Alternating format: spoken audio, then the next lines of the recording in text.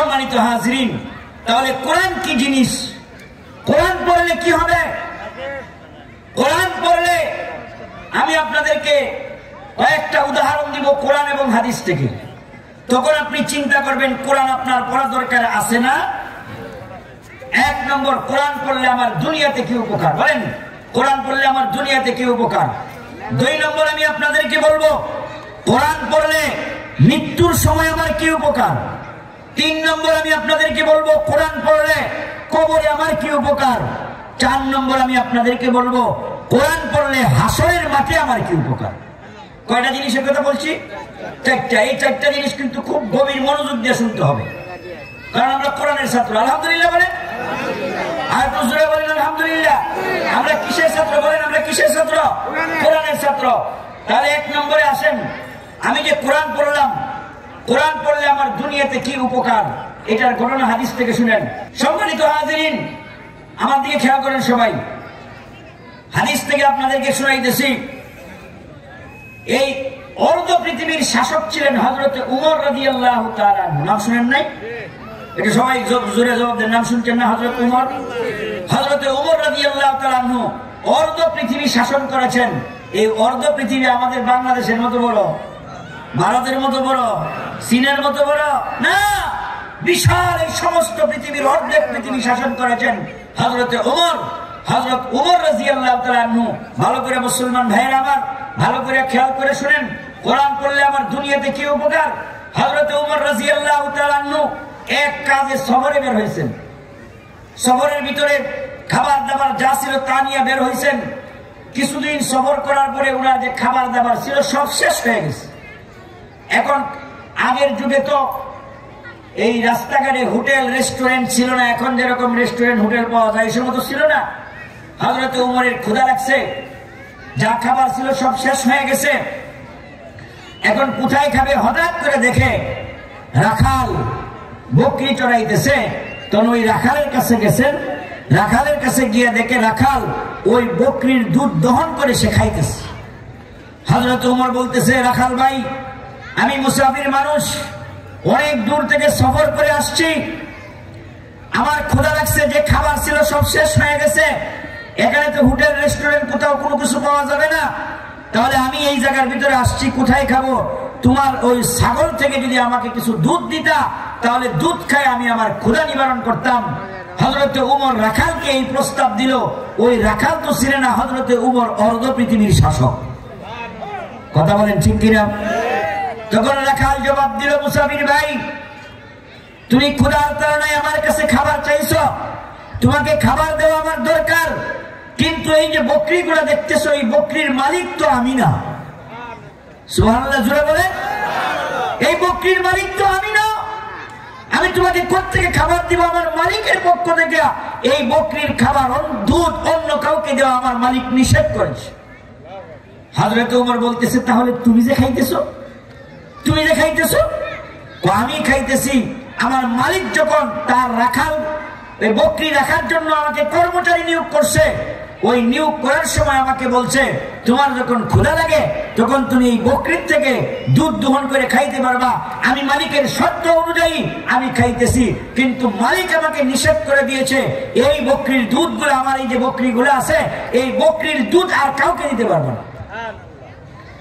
হযরত ওমর বুঝে গেলেন এই রাখাল তো স্বাভাবিক কোন রাখাল না, দুনিয়ার অন্য অন্য রাখালের মতো এই রাখাল না। হযরত ওমর বুঝে গেলেন। হযরত ওমর রাখালকে এখন পরীক্ষা করতে চাইলেন।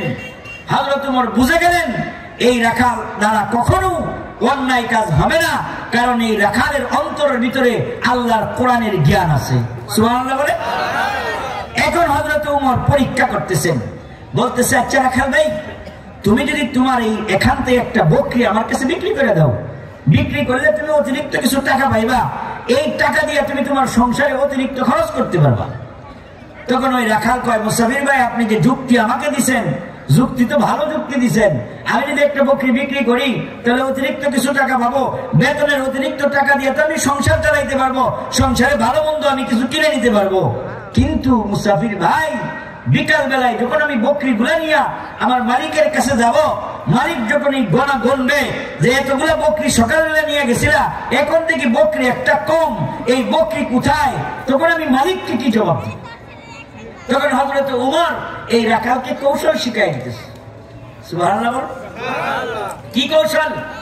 হযরত উমর বলতেছে, ও রাখাল ভাই, তুমি যদি একটা বকরি বিক্রি করো, অতিরিক্ত টাকা পাইয়া যখন মালিকের কাছে নিয়ে বিকাল বেলায় যাইবা, মালিক যখন গনে দেখবে একটা বকরি কম, তখন তুমি বলবা একটা বকরি বাড়ি খাইছ, একটা বকরি কি খাওয়াইছে।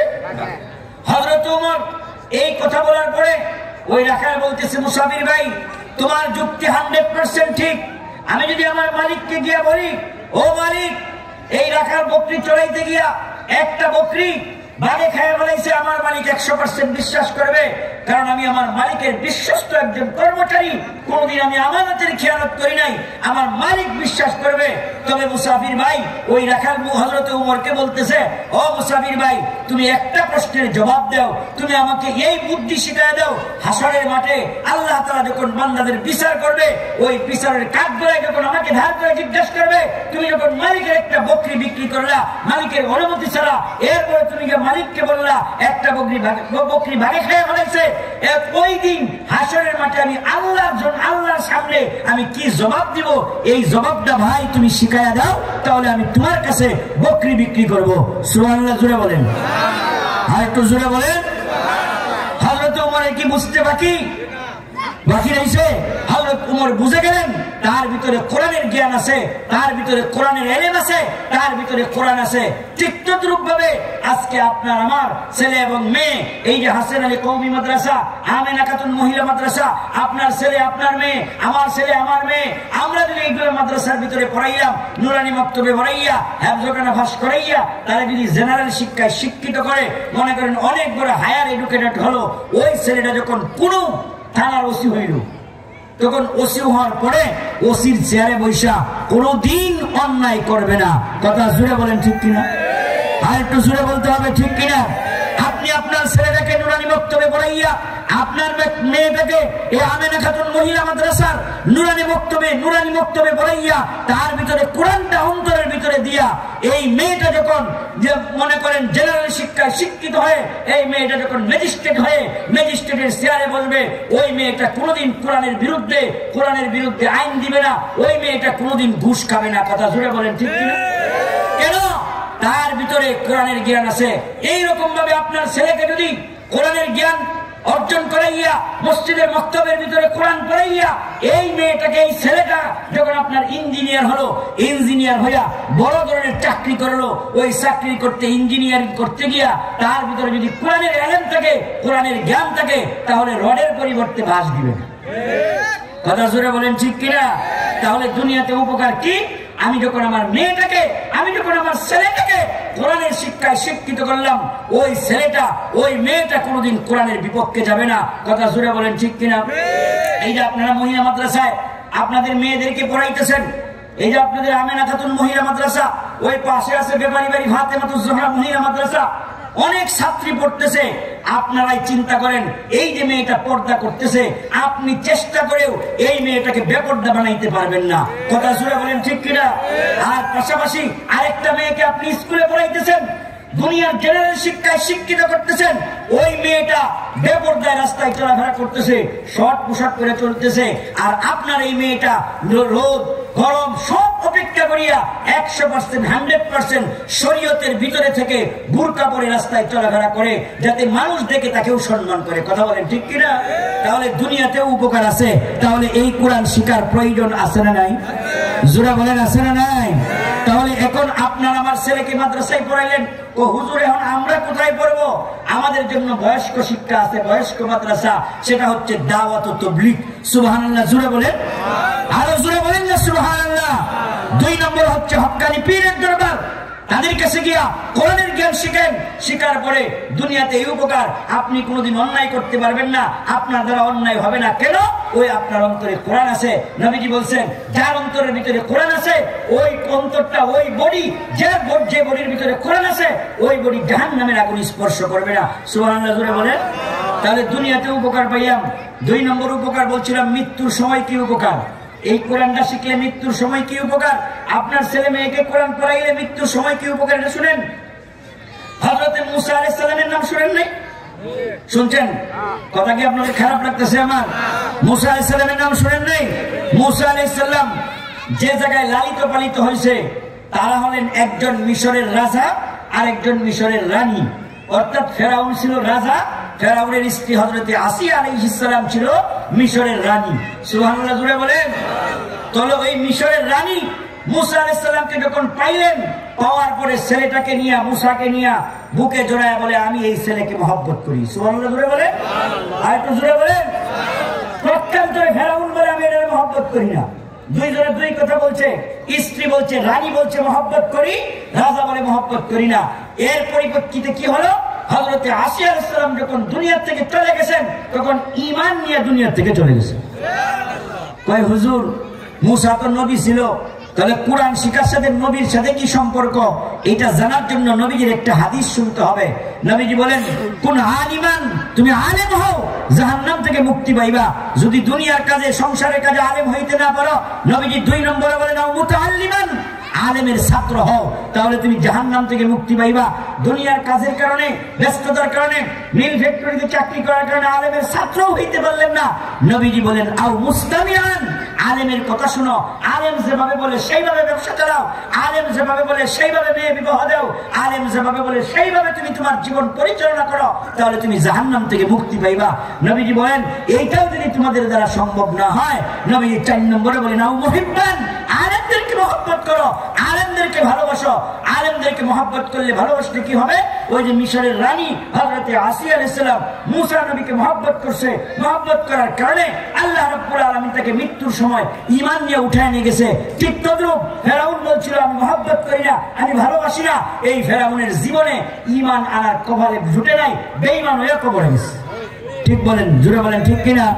তাহলে এখন বলতে পারেন হুজুর এই আসিয়া তো নবীকে মহব্বত করছিল, এখন আল্লাহ রাসূল তো বলছেন আলেমকে মহব্বত করলে। এখন এইটা জানার জন্য নবীজির একজন সাহাবী হযরত আব্দুল্লাহ ইবনে আব্বাস রাদিয়াল্লাহু তাআলা আনহু বলেন, ভালো করে খেয়াল করে শুনেন, হযরত আব্বাস রাদিয়াল্লাহু তাআলা আনহু বলেন নবীকে মহব্বত করলে যেই সওয়াব, বর্তমানে আলেমদেরকে মহব্বত করলে সেই সওয়াব। আর তো জুড়ে বলেন কয় কেন, এই কথার যুক্তি কি? আজকে যদি বাংলাদেশের কোথাও, পৃথিবীর কোথাও জানতাম যে নবী আছে, তাহলে আমরা সফর করে নবীর কাছে যাইতাম নামাজ শিখার জন্য, হজ শিখার জন্য, কালিমা শিখার জন্য। এই যে রমজান আসতেছে, রমজানের নিয়ম কানুন শিখার জন্য নবীর কাছে যাইতাম। কথা শুনে বলেন ঠিক কিনা? যদি নবী থাকতো, নবী তো আসবে না। এখন নবী যেহেতু নাই, নবীজি বলে গেছেন আমি নাই, আমার পরে উলামায়ে কেরাম হচ্ছেন নবীগণের ওয়ারিস, এই জন্য নবী নাই, নবীর কাজটা উলামায়ে কেরাম করতেছে, নবীর কাজটা উলামায়ে কেরাম করতেছে। এই জন্য নবীকে যদি মহব্বত করতাম, এই যে সওয়াব, আলেমকে মহব্বত করলে সেই সওয়াব। ঠিক তদ্রূপ বর্তমানে কোরআন পড়নেওয়ালা, কোরআন পড়া ছাড়া তো আলেম হইতে পারে না, এই কোরআন পড়নেওয়ালাকে যদি মহব্বত করে, এরকম ভাবে ঈমানের সহিত কবরে যাওয়া যাবে, ঈমান নিয়ে কবরে যাওয়া যাবে। যদি কোরআন পড়নেওয়ালাকে মহব্বত না করেন, তাহলে ঈমান নিয়ে যাওয়া যাবে না।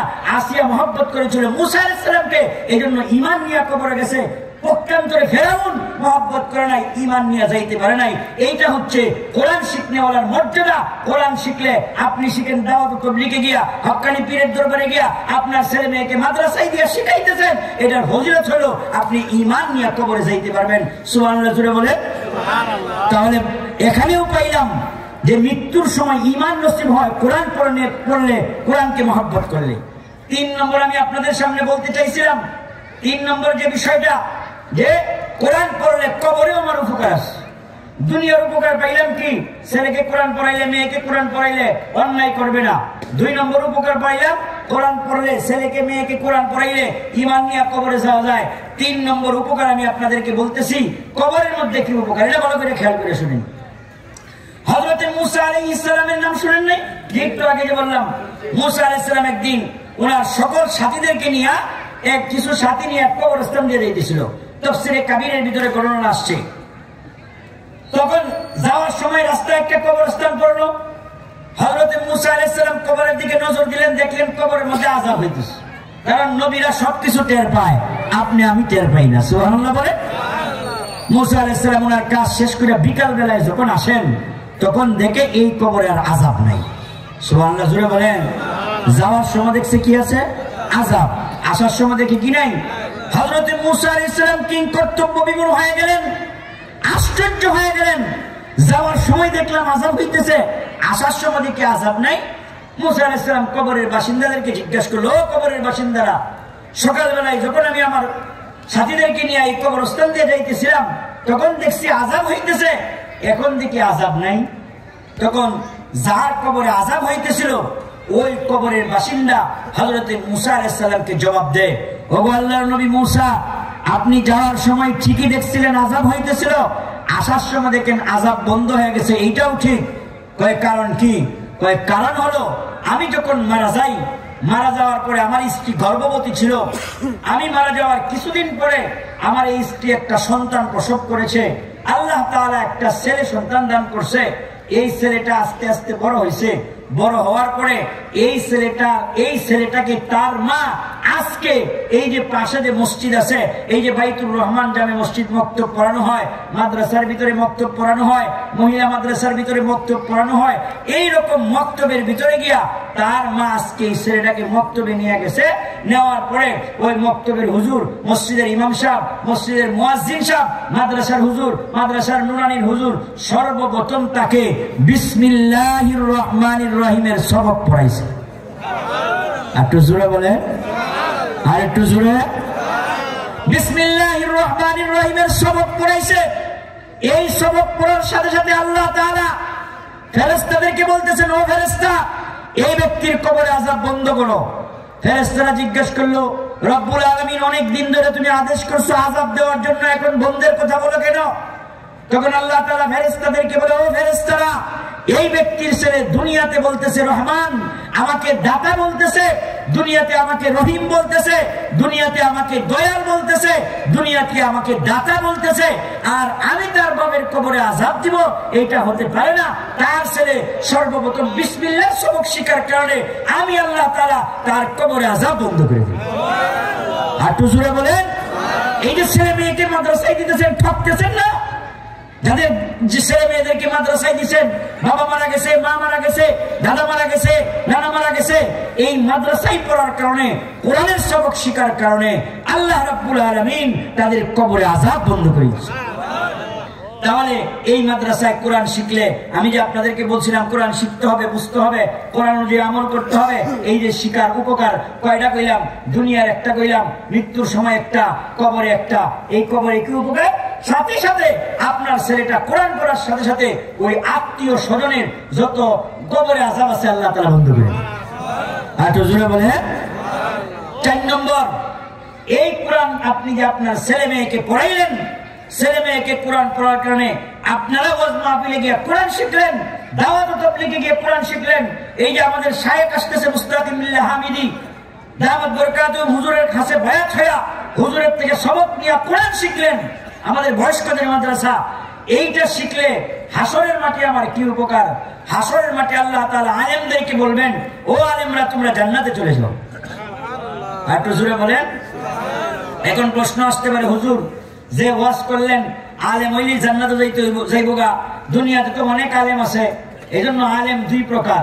একটা হলো আমার মতো এরকম সুরতে আলেম, টুপি দাড়ি লেবাস সব কিছু আছে, কিন্তু আমল নেই।